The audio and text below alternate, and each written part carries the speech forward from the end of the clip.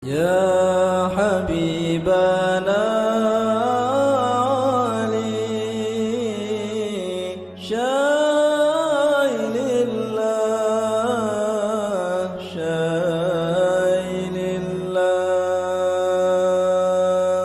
يا إمام ابني الإمام شايل الله شايل الله. Bismillahirrahmanirrahim. Alhamdulillahi rabbil alamin. Allahumma salli wa sallim ala sayyidina Muhammadin miftahi babi rahmatillah adada ma fi ilmillah salatan wa salaman daimaini bidawami mulkillah wa ala alihi wa sahbihi. Allahumma salli ala sayyidina Muhammadin salatan taftahu biha lana futuhal arifin wa tufaqihuna biha fid din wa ala alihi wa sahbihi. Assalamu alaikum warahmatullahi wabarakatuh. Alhamdulillah, malam Jumat ini Allah Ta'ala pertemukan kita kembali di majelis ilm dalam keadaan sehat wal afiyah. Mudah-mudahan yang sehat semakin sehat dan awet sehatnya dan tidak kena penyakit zahiran wa batinan, amin. Yang sakit diberi kesembuhan dan kesehatan yang manfaat dunia akhirah, amin, Allahumma amin. Tidak terasa kalau kita mau merenung, masing-masing dari kita ini tiap hari tambah tua. Ya, tiap hari tambah tua. Siapapun orangnya, gak mungkin usianya itu berhenti. Usianya pasti nambah. Tiap orang dari kita. Nah, usia ini adalah modal. Usia adalah modal. Manusia itu diawali di dunia dengan lahir, diakhiri di dunia dengan hilangnya kesempatan untuk menghirup oksigen dengan jasad. Ya, bahasa halusnya pindah ke alam yang lain. Bahasa vulgarnya mati. Ya, itu bahasa vulgarnya. Itu manusia.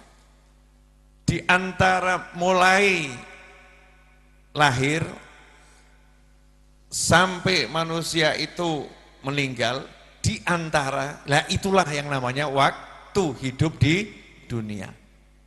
Nah, itu adalah modal. Karena itulah disebutkan oleh Nabi Muhammad SAW, yang terbaik di antara kalian adalah man tala umruh wa hasuna amaluh. Orang yang panjang usianya dan bagus amal perbuatannya. Ya, panjang usianya dan bagus amal perbuatannya. Modalnya banyak, dibuat untuk usaha-usaha yang produktif. Ya, modalnya adalah usia, usaha produktifnya adalah amal soleh. Itu manusia yang terbaik. Nah, setiap di antara kita nggak tahu modalnya berapa. Ada yang modalnya 100 tahun, ada yang modalnya 117 tahun seperti almarhum Mbah Umar Syahid Pacitan, ya, itu 117 tahun. Ada yang modalnya 93 tahun seperti kakek saya Habib Ahmad bin Abdurrahman Al-Idrus, itu wafat usia 93 tahun. Ada yang modalnya 60 sampai 70 tahun, itu rata-rata. Ya, 60 sampai 70 tahun. Ada yang modalnya itu sangat minim, beberapa jam. Makanya untuk modalnya yang minim-minim tadi Allah jamin langsung masuk surga. Kenapa? Belum sempat kerja. Jadi langsung masuk surga. Tapi yang modalnya banyak ini, ya di situ namanya juga usaha, ada untung, ada rugi.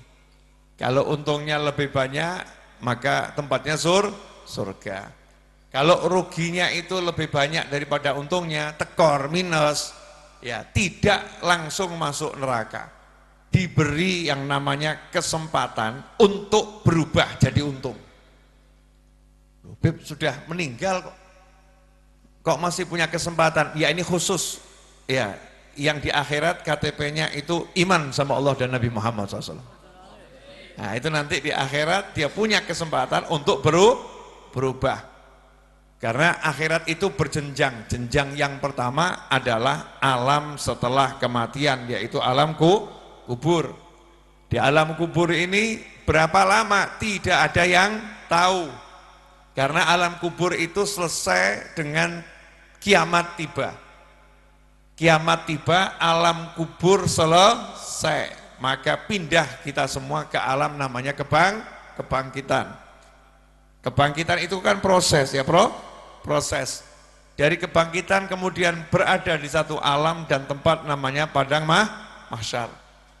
Di situ berapa lama? Gak ada yang tahu pastinya berapa lama. Yang jelas itu setelah 1000 tahun ada yang teriak minta segera dimasukkan neraka, yaitu orang-orang yang gak iman pada Allah dan gak iman pada Nabi Muhammad Sallallahu Alaihi Wasallam.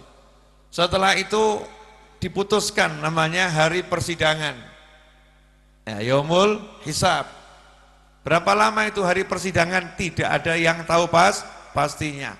Setelah itu ketok palu, surga neraka, baru nanti masuk surga atau masuk neraka. Naudzubillah min dzalik.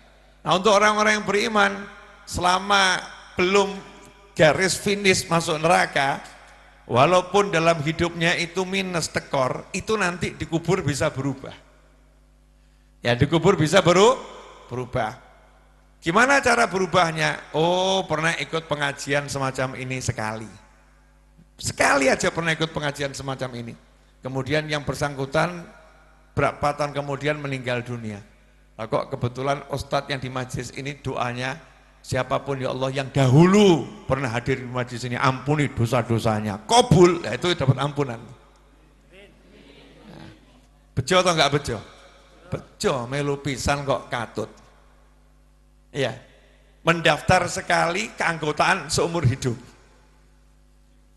Paham ya? Jadi member itu cuma daftar sekali, tapi keanggotaan seumur hidup. Kalau dalam dunia perkomputeran itu ada software-software, atau di Android sekalipun di iPhone itu ada software-software yang dijual. Ya, ada yang berlangganan bulanan, ada yang berlangganan triwulan, ada yang berlangganan 6 bulan sekali, ada berlangganan 1 tahun, harganya beda. Ada yang sekali beli lifetime, ya, selama-lamanya. Selama dunia masih ada gitu ya, itu program bisa dipakai. Nah, majelis ilmu ini keanggotaan sekali datang, keanggotaan selama-lamanya. Jadi kalau disebutkan sama yang di sini ya, dan dahulu siapapun yang pernah datang ampuni dosa-dosanya, beri juga pahalanya, itu dapat itu. Kenapa? Member. Ya anggota. Itu contoh, di alam kubur bisa nambah, pahalanya bisa nambah. Kesempatan diampuni dosanya juga dapat. Dari mana? Dari amalnya semasa hidup. Amalnya semasa hidup apa? Punya teman-teman yang baik. Nah, itu teman yang baik termasuk apa itu? Ilmu yang bermanfaat. Ya, ilmu yang bermanfaat. Ilmunya manfaat karena dengan ilmunya dia pilih teman yang baik. Oh, semasa hidup dia pernah membantu tetangganya. Tetangganya seorang muadzin, kebetulan kok tenggorokannya sakit, 1 bulan nggak bisa azan. Dia punya duit, diajak ke THT, dokter THT, telinga, hidung dan tenggorokan. Kira-kira alamatnya betul atau nggak betul nih? Betul. Sakitnya tenggorokan, masa ke dokter hewan? Ya, ke THT kan? Pernah dengar ceritanya ini? Ada orang datang ke dokter, mau saya ceritain dikit sebelum dilanjutkan pengajian ke bab yang sedang dibahas. Intermezzo dikit boleh ya? Iklan ya. Datang satu orang ke dokter, Pak, saya ini sakit. Dokternya nanya, apa yang Bapak rasakan?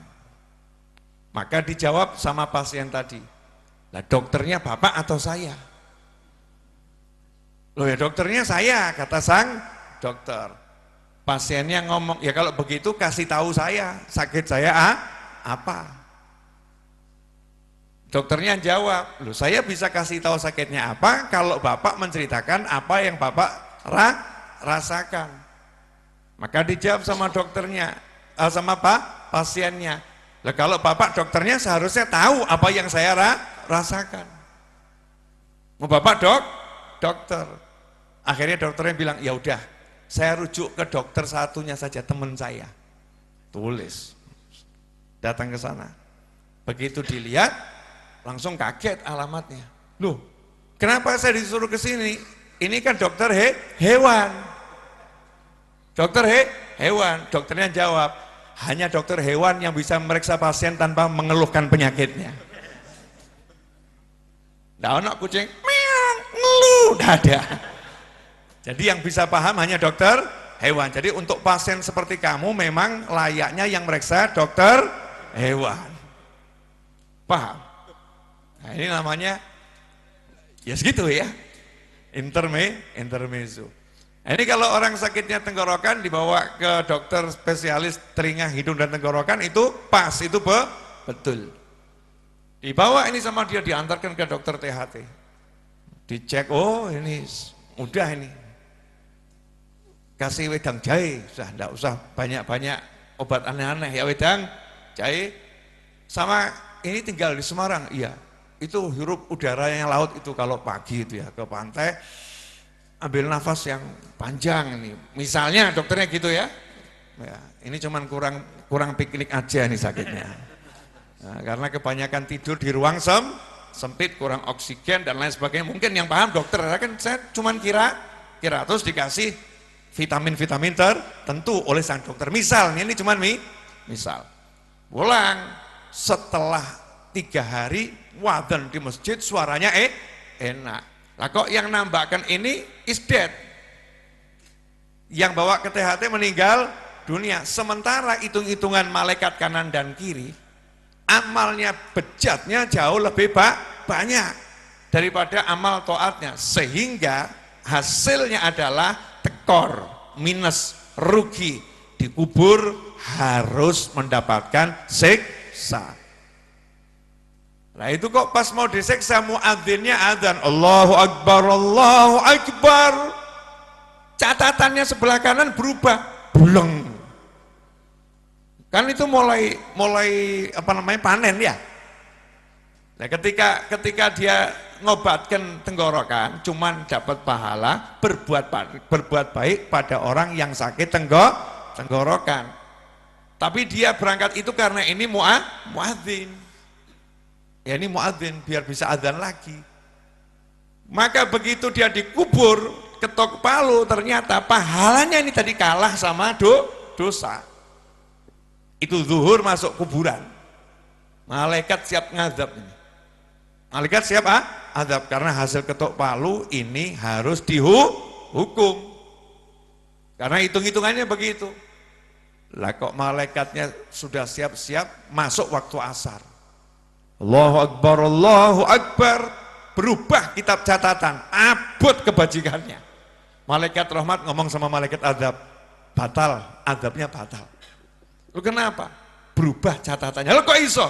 Dia pernah nambah ke muadzin. Dia pernah ngobatkan muadzin. Muadzinnya bisa adzan gara-gara dia. Jadi Allah merahmati dia gara-gara muadzin tadi. Selesai. Itu namanya bisa berubah nanti di alam kubur karena punya ilmu yang bermanfaat. Ternyata dia ini amalnya biasa-biasa saja, dosanya banyak, di kuburan siap disiksa. Ternyata ketika disolatkan, satu kampung nyolatkan semua. Dan orang mengatakan ini orang baik, ini orang baik, ini orang baik. Sebetulnya amalnya enggak seberapa, tapi gara-gara satu kampung bilang ini orang baik, maka Allah bilang ini orang baik, dah ampuni dosanya. Kenapa? Kesaksiannya tetangganya dan lain sebagainya, bukti dia orang baik. Ternyata punya amal cuma satu, rajin kerja bakti. nyenengno tonggo.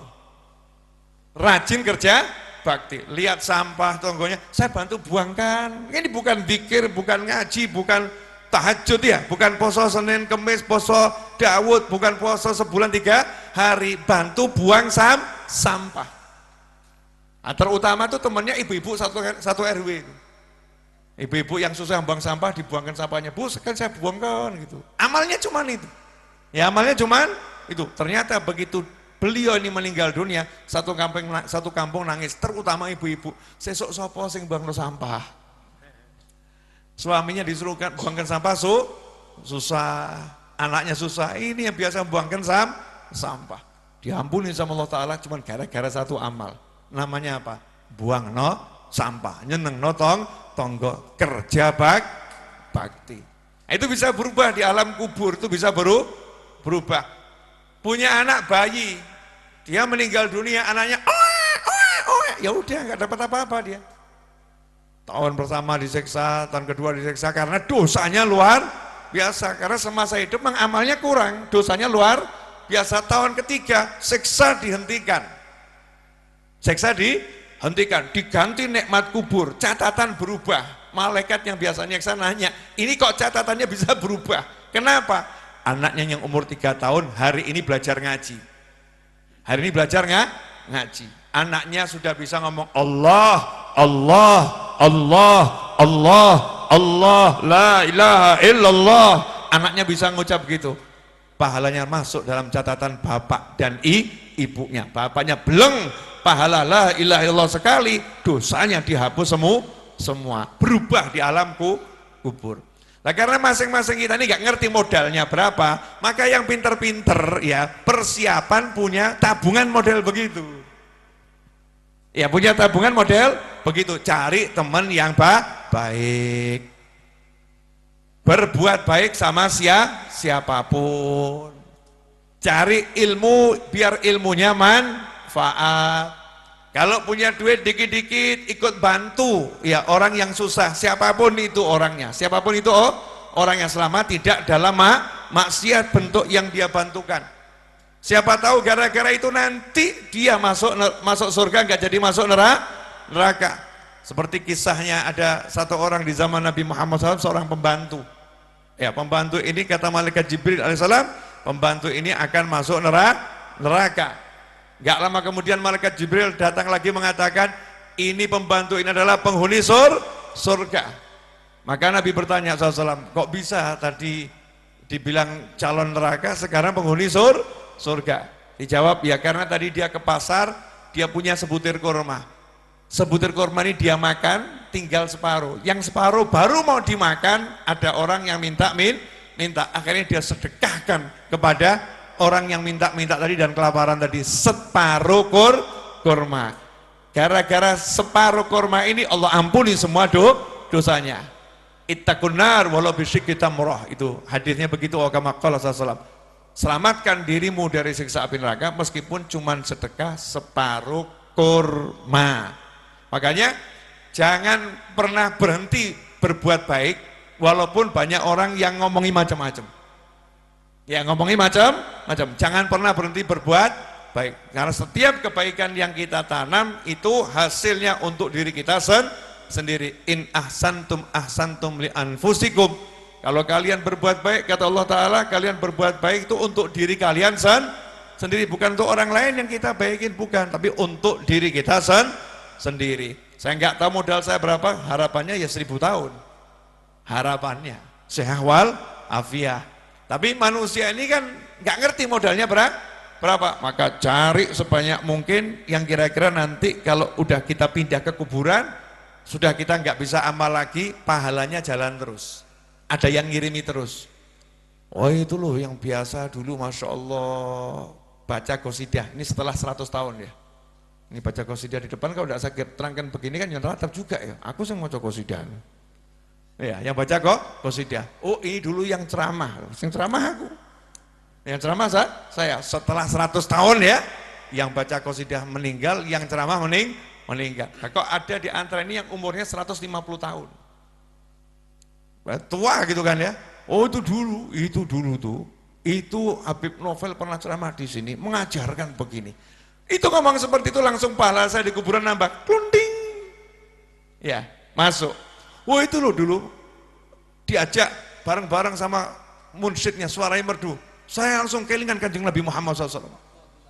Tola'al badru, enak suara munsyidnya. Itu di kuburan tuh munsyidnya, klunding, tambahkan ganjarannya. Lanjenengan nanti punya apa itu? Kelundingnya apa? Nggak ada sing ngeritano. Ya, istri, masya Allah, istrinya dibaikin suaminya, suaminya meninggal, lah kok istrinya nikah lagi? Boleh atau nggak boleh? Boleh. Istrinya cerita, suamiku yang dulu, masya Allah, ngajari aku tuh bekti sama suami, maka tak praktek sekarang bekti sama kamu, masya Allah. Walaupun menyakitkan, yang di kuburan dapat ganjaran itu. Ya, walaupun menyakitkan, yang di kuburan dapat ganjaran. Saya yang didik, orang lain yang menikmati, tapi di kuburan dapat ganjaran itu. Itu namanya tadi ono sing critakno tadi ya, sing critakno bojo ya, istri. Makanya yang apa namanya masih jombloan ini, ya cita-cita tuh menikah sesegera mungkin. Jangan tunda-tunda pernikahan. Tentunya sesuai dengan aturan-aturan yang berlaku dalam syariatnya Allah Subhanahu wa ta'ala. Jelas semuanya? Apa? Coba yang guyu ngarep kok ya. Urusan nikah semangat depannya. Masya Allah. Nah, tidak tahu modalnya berapa, cari teman sebanyak mungkin. Saya ini sampai hari ini kalau doa seringkali ada yang maksa saya. Misal saya baca Al-Fatihah fulan, saya doakan ayah saya, kakek saya, bibi saya, paman saya, kan wajar tuh ya. Ketika saya sebut dan teman-teman saya, tiba-tiba itu ada yang seperti di hati bisi sebutno sing kae. Teman SMA padahal. Ya teman SMA. Meninggalnya waktu SMA. Sampai hari saya dipaksa sebutkan namanya. Ya kepeksa tak sebut no. Kenapa Allah membuat saya seperti itu? Berarti ini orang baik. Kan bejo teman saya, punya teman seperti saya. Betul kan ya? Bejonya di mana? Masih diingat. Diingat. Nah, bayangkan kalau kamu punya teman nanti setelah kamu wafat, setelah ribuan tahun ya. Husnul khotimah, insyaallah saya walafiah. Terus ada temanmu yang ingat. Nah, itu namanya teman yang baik. Nah, teman sekarang aja baru dapat duit sudah lupa sama kamu. Itu namanya bukan teman yang baik, itu teman yang kurang pengertian. Bukan kurang baik, kurang pengertian. Kalau pengertian kan ketika dapat duit ya bagi-bagi sama teman. Kalau duitnya dimakan sendiri namanya bukan kurang baik tapi kurang pengertian. Kalau yang penuh pengertian tuh katanya orang tua dulu, kalau masak iling tonggo, itu namanya pengertian. Kalau sekarang masak iling peteng, ingat perutnya sendiri, nggak ingat tetangga. Nah, ikhwani rahimakumullah, itu cara hidup. Gimana cari teman sebanyak mungkin yang baik. Nah, teman yang baik itu menyelamatkan dunia dan akhirat.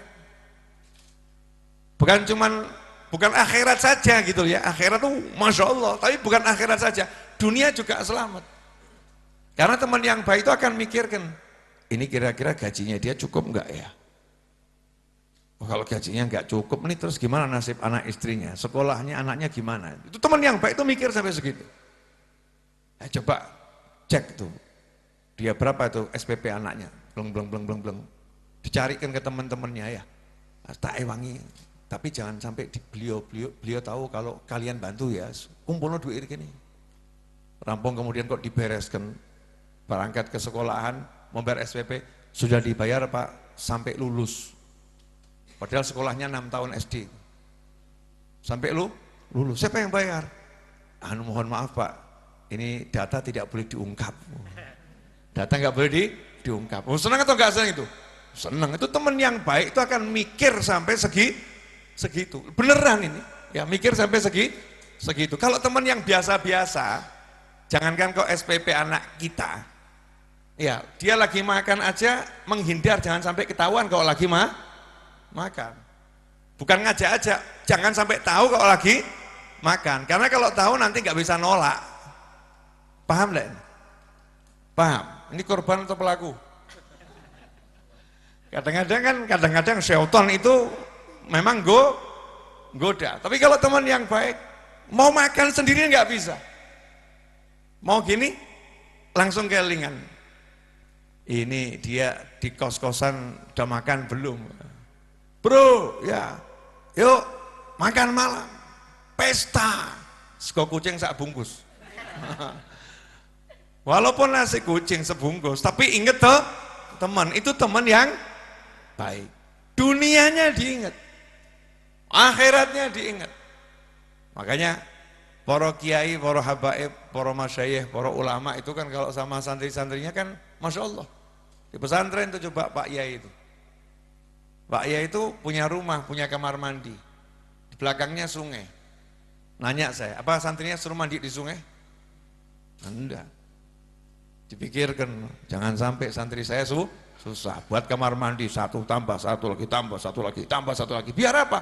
Gak kelamaan ngantri. Dipikirkan sampai urusan toilet, itu Pak Yai mikirkan gitu. Itu kalau punya teman yang baik. Urusan akhirat, Masya Allah, malam santrinya tidur semua. Yainya, Allahumma jadikan santri-santri saya wali-walimu ya Allah. Sing ditungakno.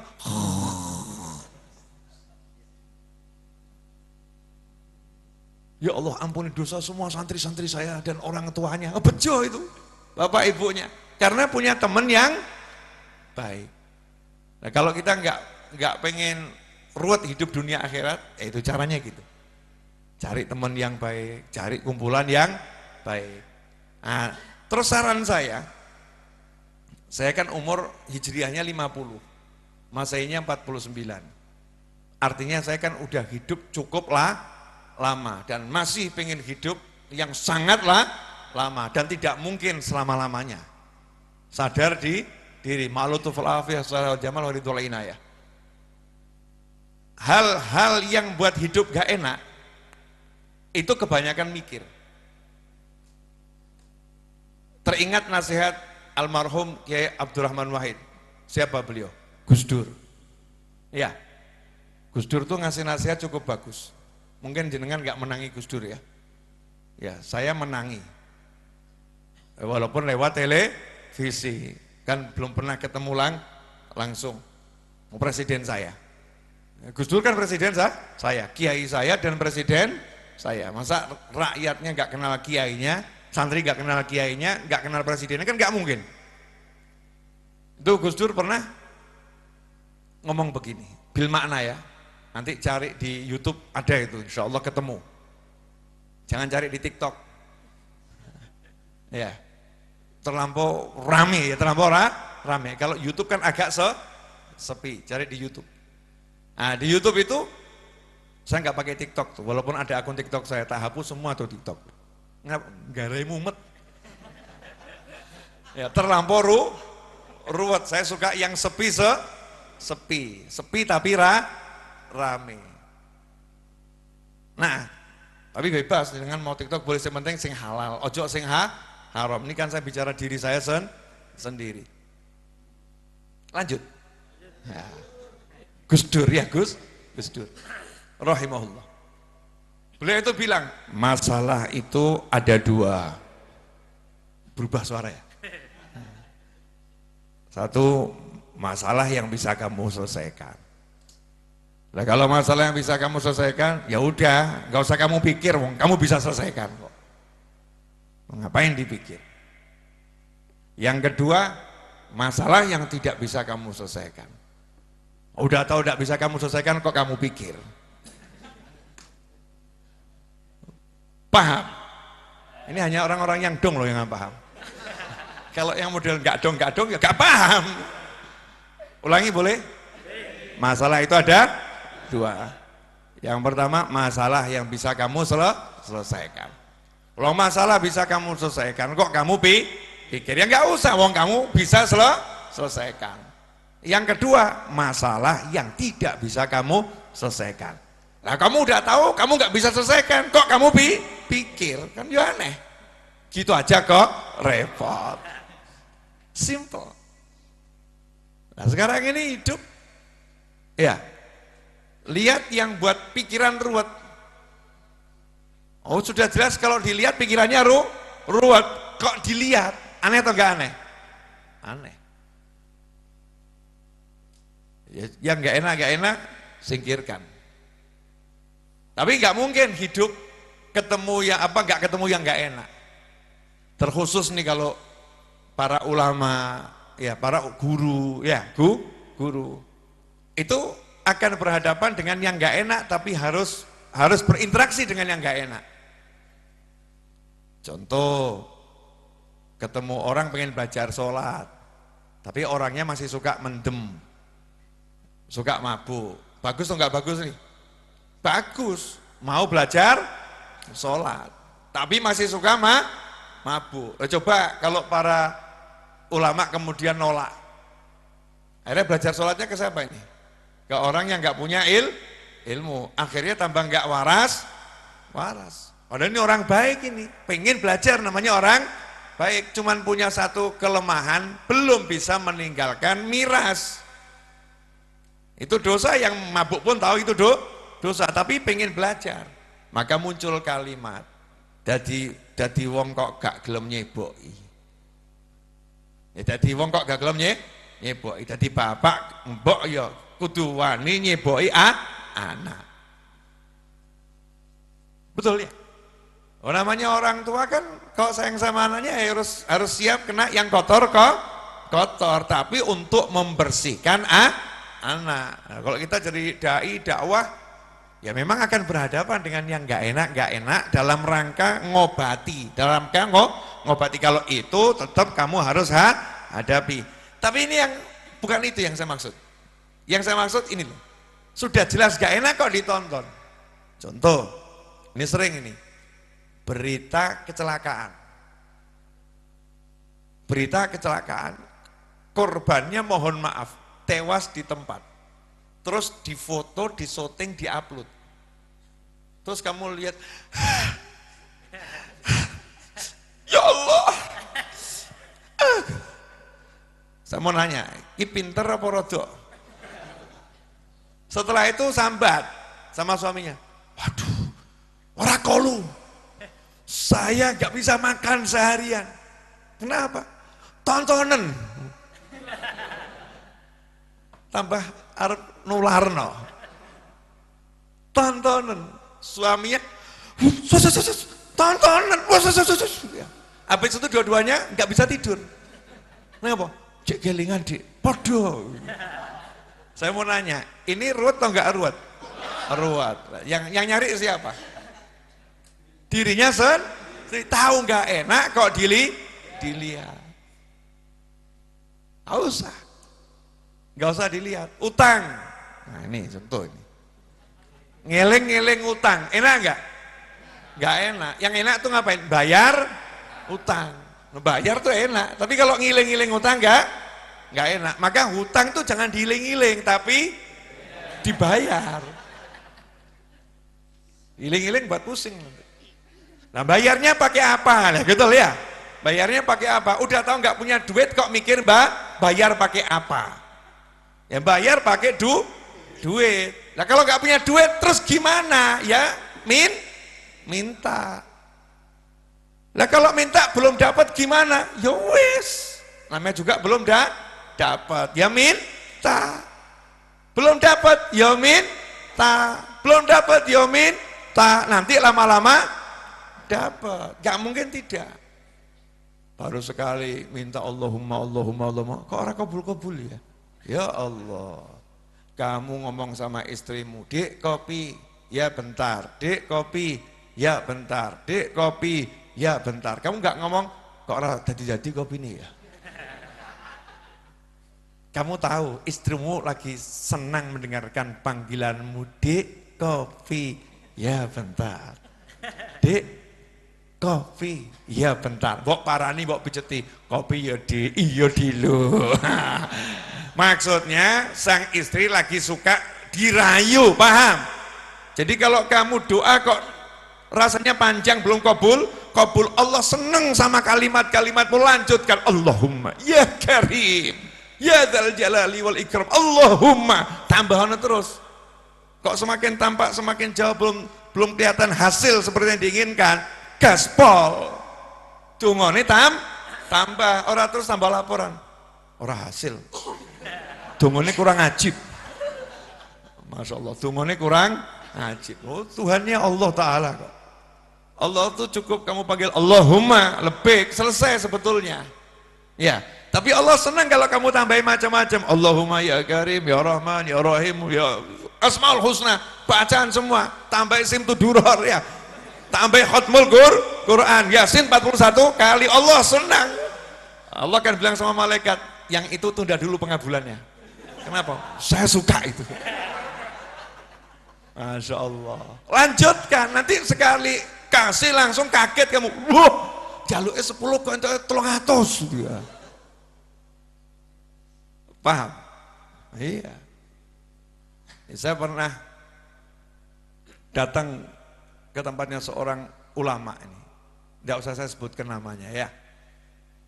Nah, ulama tadi ini kebetulan pulang dari ceramah duduk sama Habib Ja'far Al-Kaf almarhum rahimahullah, Kudus ya, duduk jam 1 malam itu duduk itu, diajak ngobrol sampai subuh. Habis sholat subuh diajak ngobrol lagi, pamit mau tidur. Habib saya tak tidur dulu, wes jodoh sih melek, padahal ini belum tidur nih ya. Nurut sama Habib Ja'far itu, siap Habib. Dia temani ngobrol, terima tamu ngobrol sampai zuhur, sholat zuhur. Habis zuhur, pamit mau tidur. Jo, engkau sih ngobrol sih. Layani lagi sampai asar. Nggak nanya lagi. Engkau nak wis tak kongkon turu lagi turu. Nurun tak kongkon melek terus. Wah, oh, siap ulama. Awakmu ya cekot-cekot gitu, gak kuat, yai guru gitu kan ya. Kadang-kadang kita jadi murid kan kebanyakan mikir, tapi kalau ulama ketemu ulama kan beda kelas ya. Sami'na wa ta'na, maghrib sampai isya sampai jam 10 malam, ini sudah hampir 24 jam. Jam 1 malam 24 jam belum boleh tidur. Setengah 2, jam 2 saiki turu tidur. Alhamdulillah kata ulama tadi, begitu saya tidur saya dapat bonus yang luar biasa, mimpi kepanggil Kanjeng Nabi Muhammad SAW. Kadang-kadang gitu loh, ditunda sih gitu kan ya, ujung-ujungnya tiba-tiba bonusnya luar biasa. Lah kamu baru baca sholawat segini, nanti hasilnya ini kok urung hasil mandek kok. Harusnya tambah lagi, nanti kaget, loh kok hasilnya di luar ekspektasi, lebih dari yang diharapkan. Nah syaratnya satu, ojo kagen mikir. Nah kalau sekarang ini kebanyakan dipikir, ini dipikir, barang nggak enak dipikir. Kadang-kadang tuh ya saya guyu sama satu orang yang punya utang, kan saya juga punya banyak utang, sesama orang yang punya utang tuh bisa menjelaskan tentang masalah hutang. Kalau orang nggak punya utang kok mau jelaskan bab hutang, itu nggak bisa, betul ya? Makanya Nabi SAW pernah berhutang. Jadi bisa Rasulullah ingin jelaskan tuh gimana cara mensolusikannya. Pernah nyuruh beli barang gitu ya, dia beli di sana dulu, pakai nama saya, nanti saya yang bayar. Pada seorang sahabat.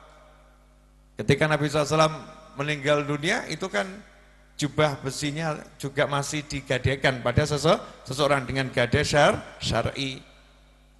Nah, kadang saya guyu ketemu orang yang punya hutang ngeluh.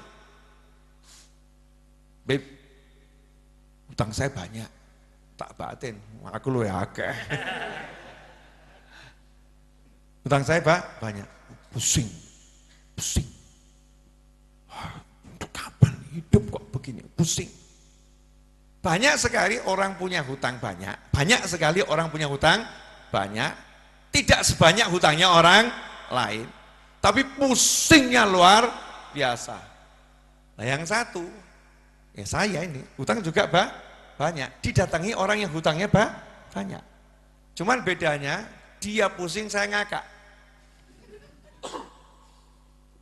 Dia pusing, saya ngakak. Lihat dia ngomong pusing tuh saya ketawa gitu, paham ya? Ketawa. Oh sudah tahu pusing kok dipikir, itu yang buat saya ketawa. Udah tahu kalau mikir hutang itu pusing. Makanya saya nggak mau mikir hutang, maunya bayar hutang. Caranya gimana? Ya usaha. Jadi hidupmu jangan kebanyakan mikir, tapi banyak usaha. Sekarang banyak duduk mikir, di pinggir jalan mikir, di wedangan mikir, di kafe mikir, ketemu teman mikir, lah kapan zikir? Betul? Aku muter-muter buntu. Itu kalau dihitung jumlah ngomong buntu tuh satu hari berapa kali mau diganti Allahumma. Kan luar biasa. Kalau orang-orang yang tahu ilmunya nggak banyak mikir, zikirnya ditambah, usahanya ditambah, gaspol. Orang lihat kamu kok bergairah, utangku akeh. Loh, yang itu utangnya banyak tapi kok lemes, salah konsep. Salah konsep, utang bukan dipikir tapi dibayar. Dibayar. Jelas semuanya? Apa? Kok dibayar, berarti ini para penghutang semua nih. Ojo kakean mikir. Nah ketika orang itu mikir jadi berat, hidup jadi berat, akhirnya mau keluar jadi males. Contoh, misal ya, buka toko helm di satu tempat yang di situ sudah ada 100 toko orang jual helm. Kamu semangat atau mikir? Semangat atau mikir? Buka toko jual helm, ya mau buka toko jual helm di satu lokasi, di situ udah ada 100 toko jual helm sudah 10 tahun. Kamu baru mau buka di situ, buka atau mikir? Wah, di situ ya prospek kurang bagus. Saya pendatang baru itu sudah lama ada 100 toko, mestinya cari lokasi yang belum ada penjual helm, minimal ada 1-2, jadi persaingan tidak terlampau ketat. Akhirnya nggak jadi buka, gara-gara kakean mikir. Betul? Mau ngelamar anak orang, dikasih informasi, kemarin ini dilamar sama konglomerat, tolak. Kemarin tuh yang ngelamar datang naik mobil harga 3M, tolak. Itu yang kemarin tuh yang ngelamar gantengnya luar biasa, tolak. Mikir, lah aku ki rupa pas-pasan, duit pas-pasan. Wah ini tertolak by sistem ini. Tertolak by sistem, mundur teratur. Akhirnya nggak jadi ngelamar. Kakean mikir. Nah, coba kalau modalnya enggak mikir. Podo-podo ditolak tapi kan enggak mikir itu ya. Maju. Nah, siapa tahu ketika maju ditanya sama calon mertua, punya apa mas? Iman pak. Masya Allah. Punya apa mas? Iman pak. Kok jawabannya begitu? Ya karena kata Nabi Muhammad SAW, dari makna semua hadis yang pernah saya pelajari, harta termahal adalah iman. Maka saya nggak akan menawarkan harta pada bapak, tapi saya tawarkan iman. Masya Allah, kisah ngelamar, urung-urung sing kau gini. Calon mertua mulai apa tertarik. Tapi kan orang nggak bisa hidup dengan iman. Lebih baik mati membawa iman pak, daripada mati nggak punya iman. Duh, ini sopo ini ya. Iki sopo iki, mulai penasaran. Loh tapi kan orang harus tetap makan. Ya orang kalau hidup mengandalkan makan pak, nanti kalau nggak punya makan nggak bisa hidup pak. Maka saya akan ajarkan keluarga saya hidup mengandalkan iman. Orang beriman pasti dapat makan, Pak. Contohnya Nabi Ibrahim alaihissalam dan keluarganya. Ditinggal di Mekah itu, Pak. Nggak ada air, Pak. Nggak ada teman, nggak ada kehidupan, Pak. Punya iman. Sekarang Mekah didatangi semua manusia, Pak. Itu harapan saya. Masya Allah. Wah, ini mental pengusaha. Wah, calon mertua ngomong iki pantes tak mau modali. Tak tompo lamaranmu. Masya Allah, tonggone kaget. Sing lamar sapa? Wong melarat. Kok mbok tompo? Iki duwe iman. Masya Allah. Orang kaget mikir. Baru kena mobil Mercy 3M. Kue keder. Gara-gara kaget mikir. Keder. Betul kan ya? Iya. Beda kalau orang itu enggak mikir. Tapi punyanya dikir. Mentalnya itu berbeda. Paham enggak paham? Paham? Contohnya cukup loh. Ojo kakek contoh. Ini sudah 1 jam. Serius sudah satu jam ini. Kurang didik maksudnya. Sedikit lagi udah 1 jam. Berapa menit tuh? Jangan percaya sama yang ngomong di situ. Kadang-kadang baru sekian menit beb gitu ya. Sekian menit. Yang sekian nggak kehitung. Nah, ini kadang-kadang yang buat kita nggak bisa jalan tuh karena mikir. Pernah ini. Ini kisah nyata saya kan sopir ya. Saya kan sopir di Mekah itu ya, di Mekah haji kemarin ini. Itu berhenti bis gak jalan, macet ya, macet. Jadi yang di bis tuh berpikir ini macet ini 3 kilo 4 kilo karena nggak ada yang bergerak. Tak jak midun kabeh turun sholat tuh di masjid situ, turun. Saya penasaran tuh, ini yang buat macet apa?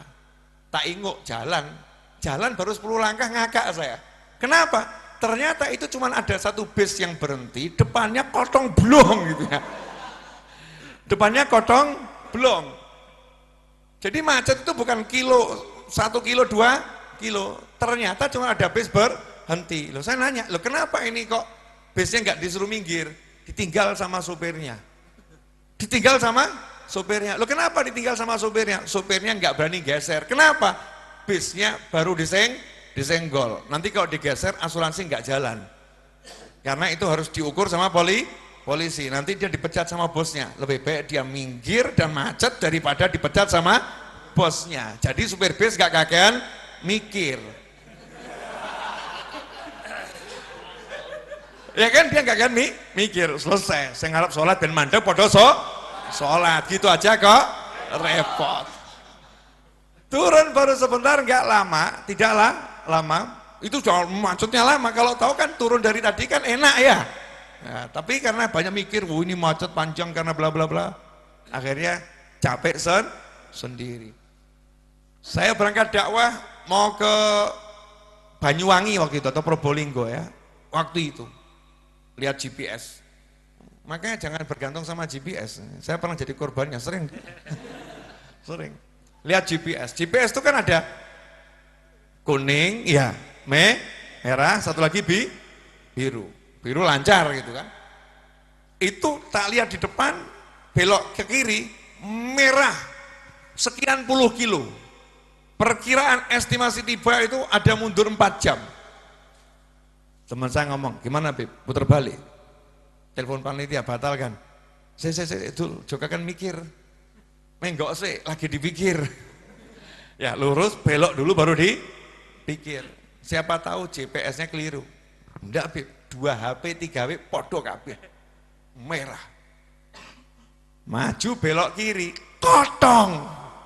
Blong kosong luar biasa sepi. Terus lagi kok abang? Merah. Ternyata GPS-nya yang ada di situ semua lagi bahasa cajelnya itu yang nyantol itu ya, nyantol di sistem langit belum dibersihkan. Itu sisa macet sore. Kadang-kadang gitu, makanya jangan kebanyakan mikir, coba sih.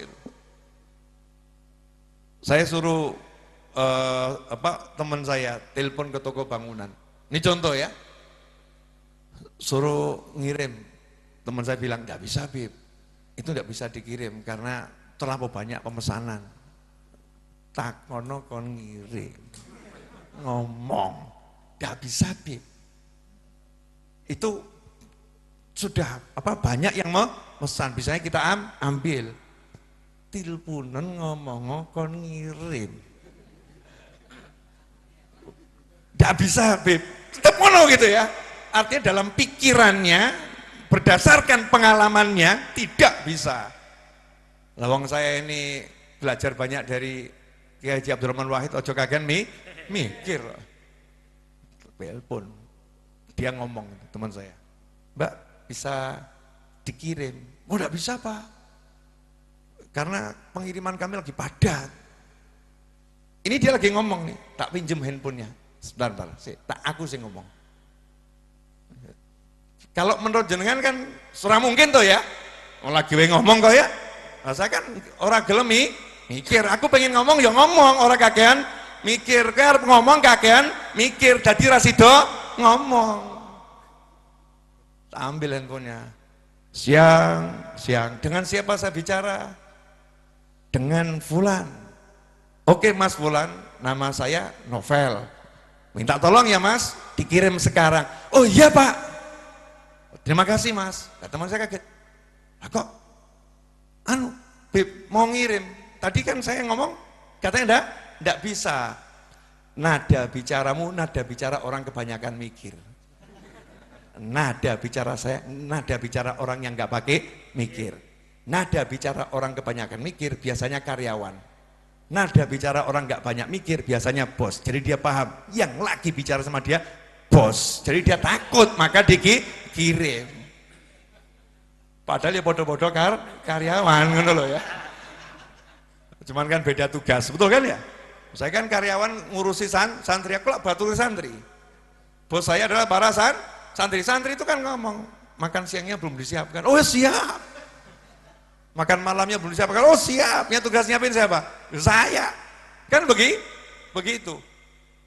Tapi karena nada bicaranya gak kebanyakan mikir, ya alhamdulillah beres. Paham? Apa pahamnya? Ojo dipikir, terus nyawang sing penak. Tahu nggak enak skip, nggak enak skip, nggak enak skip, enak mandek. Kok mandek? Wajib ini. Nah, ini boleh ditonton, halal dan enak. Kan misalnya seperti itu. Tahu istri perengut disawang terus, mumet awakmu. Genah bojo perengut kok disawang. Ya kan nggak enak. Ganti, tetap lihat siapa anak. Nanti istri nanya atau suami nanya, kamu kok mandang anakmu terus kenapa? Wah, wajahnya itu seindah dirimu. Aku melihat bayanganmu di paras wajahnya. Masya Allah. Kenapa nggak lihat aku saja? Lah, saya khawatir karena gerhana lagi ada di hadapanmu. Pakai bahasa-bahasa yang begitu gitu loh ya. Menyenangkan, karena nggak kebanyakan mikir. Orang kalau nggak mikir itu disuruh ngomong apapun siap. Boleh? Tes, boleh ya? Coba saya suruh ceramah sekarang, kasih bab sakarepmu, mau telo, mau tempe, mau bakso sakarepmu. Silakan. Singkong. Ikhwani rahimakumullah. Anda tahu singkong? Ya, singkong ini dalam bahasa Jawa apa? Telo.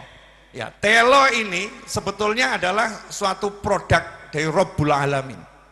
Ya, bukan produk lokal ya, produk dari Rabbul Alamin. Kita taruh nggak usah dipikir, singkong itu akan muncul dengan sendirinya, tiba-tiba jadi besar. Nah, singkong yang kalau kita bakar biasa itu harganya biasa-biasa saja. Tapi kalau kamu pakai ilmu terhadap singkong, harganya itu jadi berubah, ditempeli ilmu. Begitu kamu kasih nama itu singkong jadi tela-tela, berubah itu harga, hanya gara-gara nama.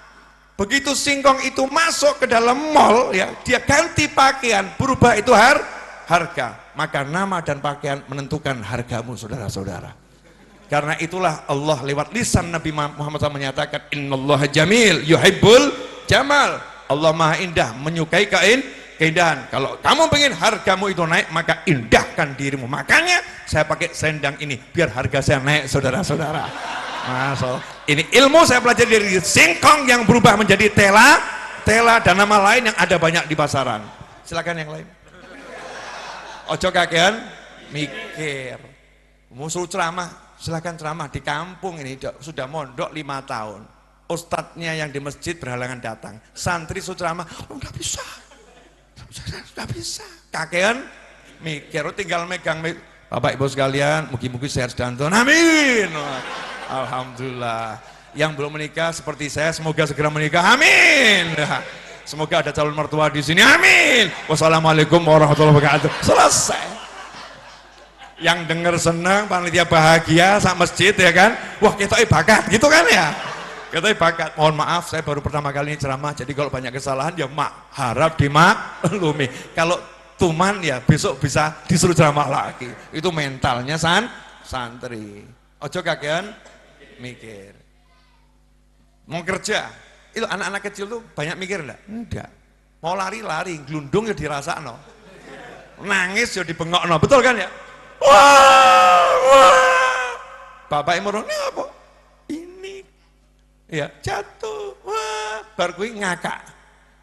Habis nangis gelundung bisa ngakak. Yang saya heran kok bapaknya cuman kesenggol nangis 3 hari nggak iso ngakak.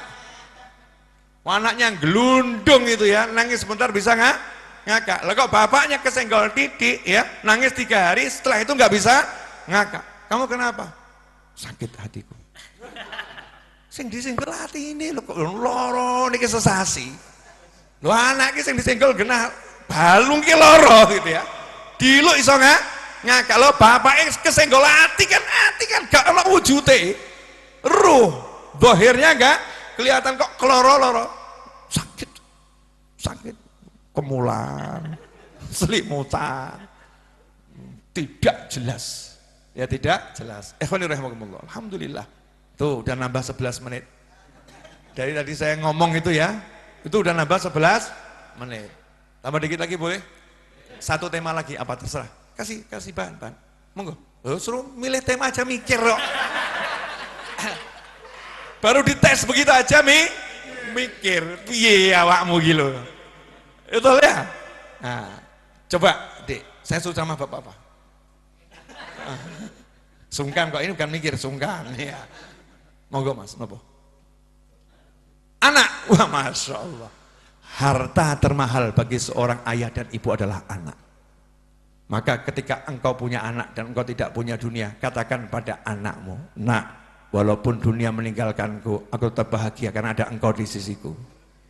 Bagi seorang ayah, bagi seorang ibu, anak ini adalah teman yang tak akan terpisahkan. Dunia ilal jannah. Karena itu kalau kamu udah dikasih anak sama Allah Ta'ala, jangan pernah merasa miskin. Karena orang-orang kaya itu akan menghabiskan semua hartanya demi punya anak. Dia punya uang 200M, 300M, dia sanggup habiskan demi punya anak. Lah kamu kok nggak modal punya anak, berarti kamu lebih kaya dari mereka yang kaya. Anak ini karena harta yang termahal, maka harus kita syukuri. Harus kita syukuri. Jangan anak ini cuma dikasih amarah dan emosi. Karena apa yang kita tanam itu akan kita tuai. Kalau kita bahas anak ini nggak akan ada habisnya, saudara-saudara. Sementara kita udah bicara cukup panjang. Ya harus diakhiri kan ya. Satu lagi, boleh. Bebas lagi, ini belum ada loh. Ceramah, request tema dari jamaah ini belum ada. Sakarepmu, ya kan ya? Hah? Zuat tadi sudah, Bab Zuat sudah. Ayo. Hah? Rezeki. Wah, itu tema paling gampang itu. Rezeki. Rezeki adalah misteri. Rezeki adalah misteri. Itu adalah rahasia Tuhan dan Tuhan kita semua, Rabbul Alamin. Karena itu Allah tidak mau yang iman itu tahu jalannya rezeki. Yang percaya sama Allah, Allah nggak mau yang iman itu tahu jalannya rezeki. Allah ngomong sama yang beriman, dah percaya aku, tak kasih kamu. Percaya aku, kamu tak kasih. Allah katakan dalam Al-Quran, wa man yattaqillah yaj'al lahu makhrajan wa yarzuqhu min haitsu la yahtasib. Siapa yang bertakwa sama Allah, dikasih solusi, dikasih rezeki dari arah yang dia nggak pernah bisa ngerti. Allah nggak mau ngasih tahu caranya datangnya rezeki. Nah, kenapa engkau sebagai seorang mukmin tiap hari berpikir dari mana nanti rezekiku, bagaimana rezekiku? Maka ini cara mencari rezeki yang salah. Allah udah ajarin takwa, takwa, takwa. Kamu keluar, kamu gak minta doa orang tuamu. Di mana takwamu dalam mencari rezeki? Kamu keluar gak niatkan cari rezeki untuk menafkahi anak istri, tapi untuk foya-foya dan hidup nafsumu sendiri. Bagaimana engkau akan dapatkan rezeki? Ketika engkau niatkan rezeki untuk orang tuamu, untuk istrimu, untuk anakmu, untuk tanggamu, untuk kerabatmu, untuk sahabatmu, itulah takwa yang sebenarnya. Allah akan kirimkan dengan cara yang gak masuk akal, karena Allah bilang kamu gak bakal ngerti. Aballah an yarzuqa abdal mu'min illa min haitsu la yahtasib. Allah tidak mau memberi rezeki pada hamba yang beriman kecuali dengan cara yang dia tidak mengerti. Karena itu jangan sibuk memikirkan cara datangnya rezeki, tapi sibuk pikirkan cara meningkatkan takwamu pada ilahi. Ngono. Ini dibahas, wah, 3 tahun. Tidak rampung.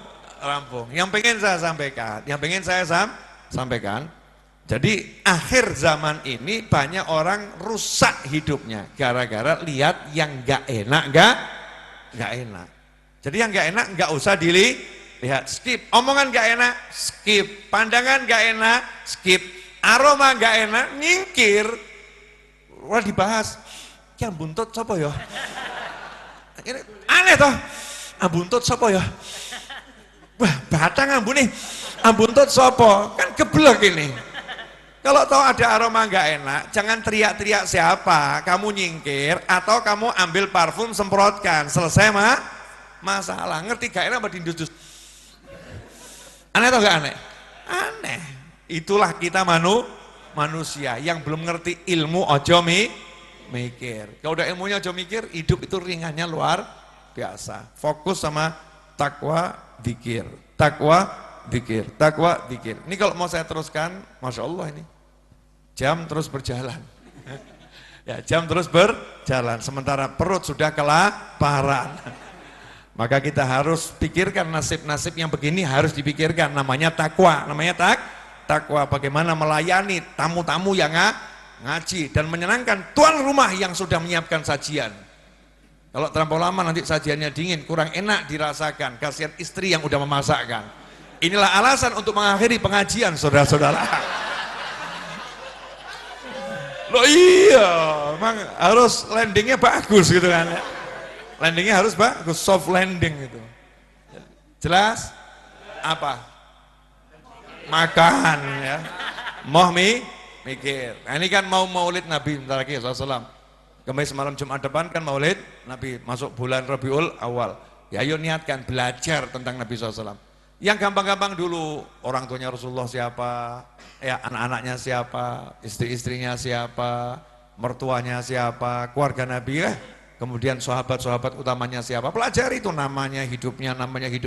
Oh nanti tahu-tahu kita akan jembara hati, karena contohnya terlampau banyak yang oke-oke, yang bagus-bagus, sehingga hidupnya tinggal copy paste, selesai. Kalau kamu susah, sahabat yang susah banyak, tinggal copy paste cara hidupnya, selesai. Kalau kamu kaya, sahabat yang kaya banyak, tinggal copy paste cara hidupnya. Kalau kamu sakit, sahabat yang sakit juga ada, tinggal copy paste cara hidupnya. Beres-beres. Nah masanya ada copy paste bukan sahabat Nabi, bukan para wali, copy paste drama Korea. Copy paste drama Taiwan. Ya, drama ini. Saya nggak menyalahkan dramanya, tapi kita sebagai mukmin punya copy paste sendiri. Yang lain monggo sak karepmu. Tapi kalau kita punya copy paste sendiri yang udah jelas oke, bagus, nggak mungkin keliru, tinggal ditiru, selesai. Gampang. Clear? Oh, saya nggak pengen mandek ini. Pengennya ngomong terus. Ya pengennya ngomong terus. Alhamdulillah, jazakumullah khairan. Mudah-mudahan berkah manfaat.